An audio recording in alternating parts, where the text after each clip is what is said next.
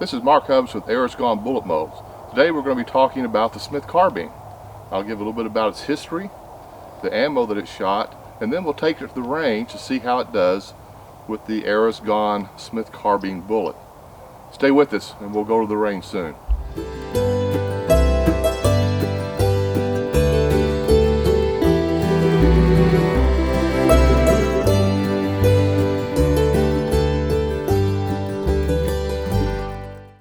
Gilbert Smith of Buttermilk Falls, New York, patented his breech loading design in 1855 and 1857, and his agents in Baltimore, Pulteney and Trimble, marketed his design for both the weapon and the ammunition.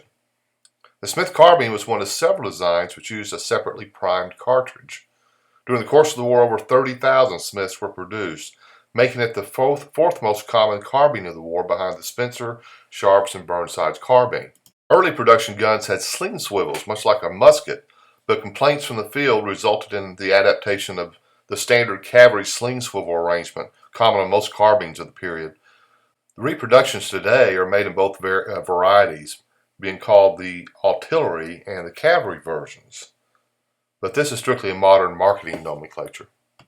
As evidenced by this photo, some Smith carbines found their way west after the war, and there were a limited number of civilian models produced.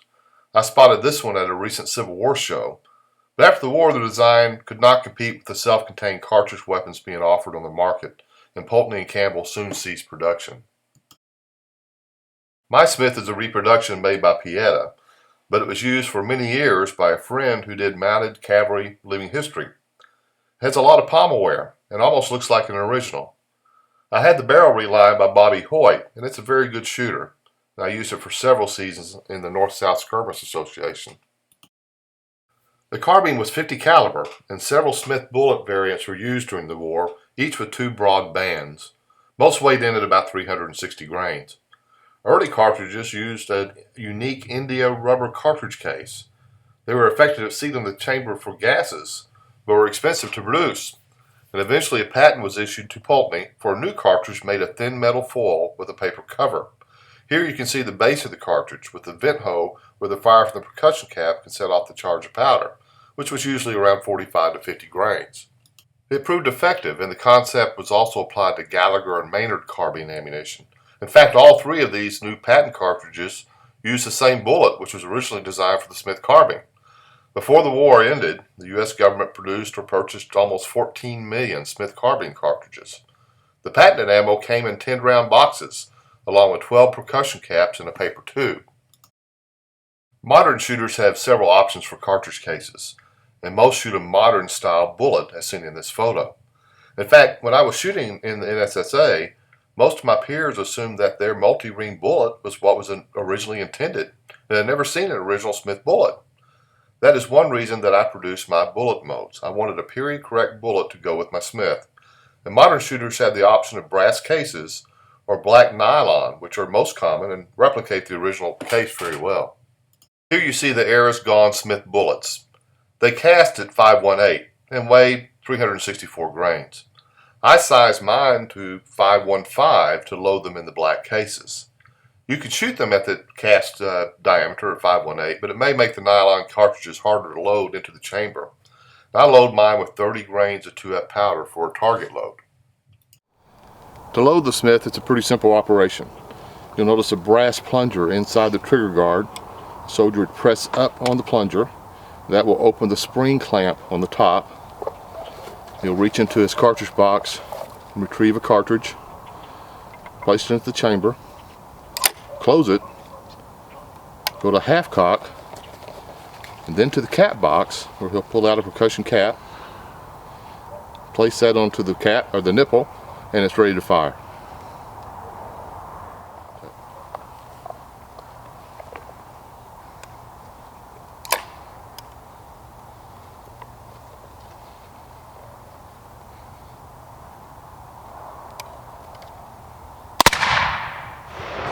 Here we are with the Smith Carbine.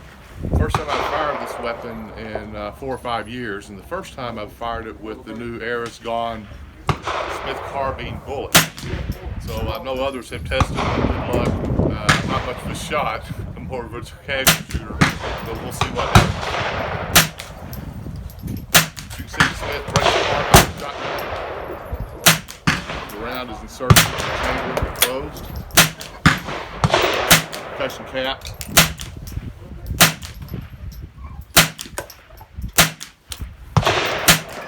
see what happens.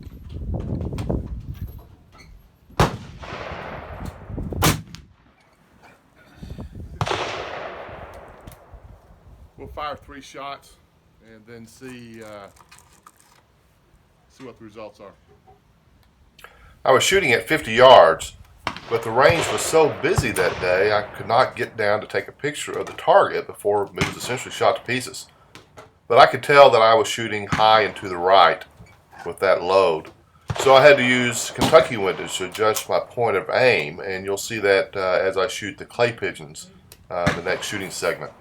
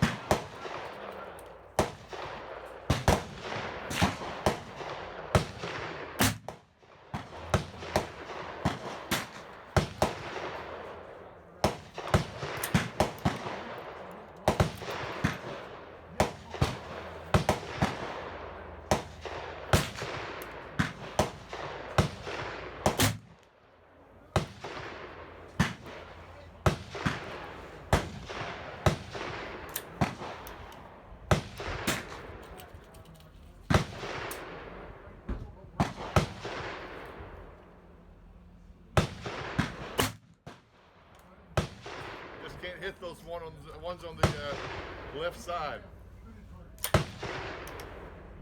I think that's carrying.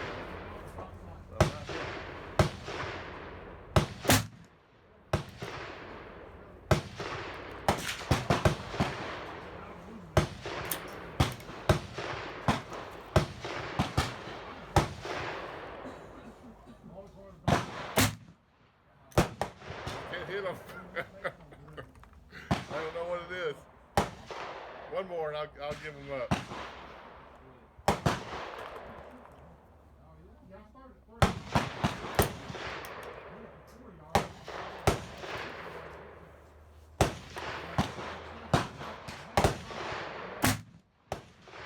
I think I'll give up here. I never did hit those last 3 clays. They're still on the target board, ready for the next trip to the range. Thanks for watching. Hope you enjoyed it.